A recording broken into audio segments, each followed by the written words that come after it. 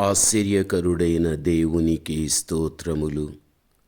ఆయన కృపలో కాపాడబడుతున్న మీకు వందనములు. 2026 ఫిబ్రవరి 1వ తారీఖు ఏర్పరచబడిన దైవవాక్యం యోహాను సువార్త 15వ అధ్యాయం 5వ వచనం. ద్రాక్షావల్లిని నేను, తీగలు మీరు. ఎవడు నా యందు నిలిచి ఉండునో, నేను ఎవని యందు నిలిచి ఉందునో వాడు బహుగా ఫలించును. నాకు వేరుగా ఉండి మీరేమీయూ చేయలేరు. ఈ వాక్యాన్ని బట్టి చూడగలిగినట్లయితే మనం దేవుని యందు నిలిచి ఉండేవారుగా మనం ఉండాలి.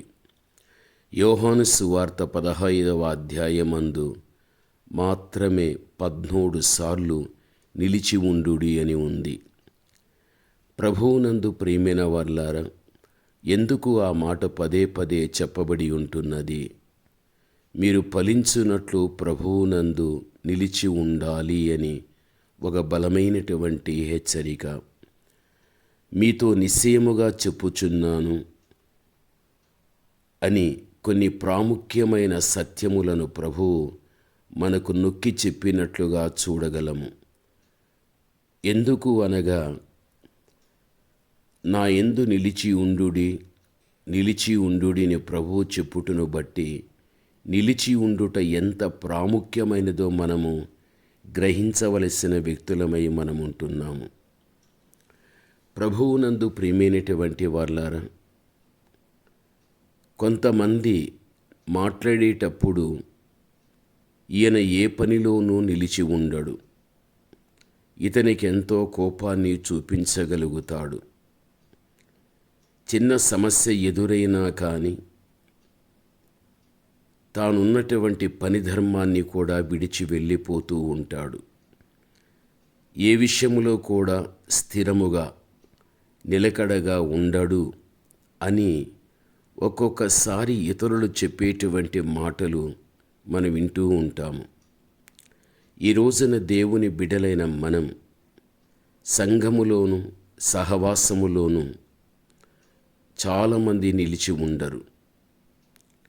కొంతమంది జీవితాలు విద్యలో నిలకడగా ఉండలేరు, ఉద్యోగంలో కూడా నిలకడగా ఉండలేరు.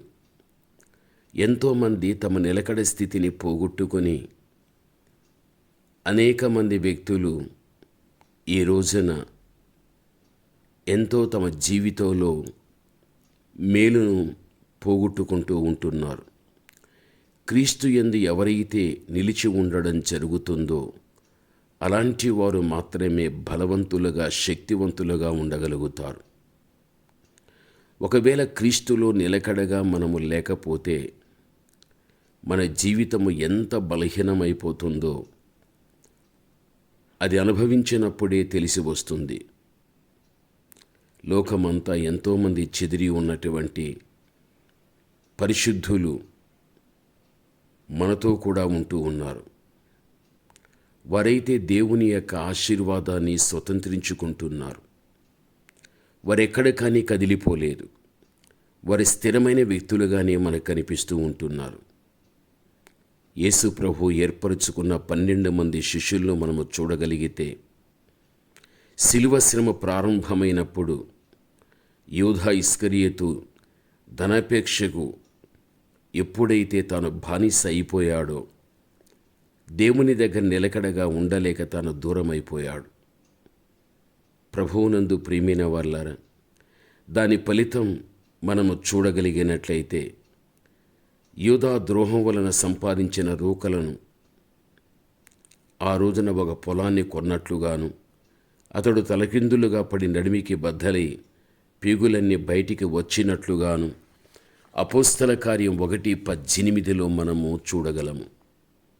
ఎవడైనను నా యందు నిలిచి ఉండని ఎడల వాడు తీగ వలె బయట పారవేయబడి ఎండిపోవును అని ప్రభువు స్పష్టంగా హెచ్చరిక చేసినట్లు యోహాను సువార్త 15:6 మనము చూడగలం. ఈ రోజున మన పాపాలు క్షమించబడినప్పుడు, మనము రక్షింపబడినప్పుడు యేసుక్రీస్తుతో మన జీవితాలు అంటు కట్టబడిన తీగల్లాగా మనం ఉండాలి. అనుదినము ప్రార్థించిన కొలది ఆయన యందు మనము తప్పనిసరిగా నిలిచి ఉండగలుగుతాం.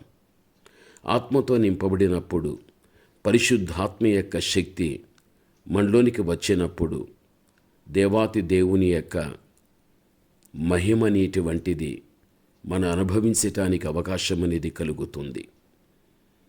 ప్రభువునందు ప్రియమైన వారలారా, వాక్య భాగములో మనం చూస్తే, మీరందరూ నా మాట వినుడి, మీరు యెహోవా పక్షం వారైన ఎడల ఆయన మీ పక్షమున ఉండును, మీరు ఆయన యొద్ద విచారణ చేసిన ఎడల ఆయన మీకు ప్రత్యక్షమగును, మీరు ఆయనను విసర్జించిన ఎడల ఆయన మిమ్మల్ని విసర్జించును అని 2వ దినవృత్తాంతం 15:2 చూడగలం.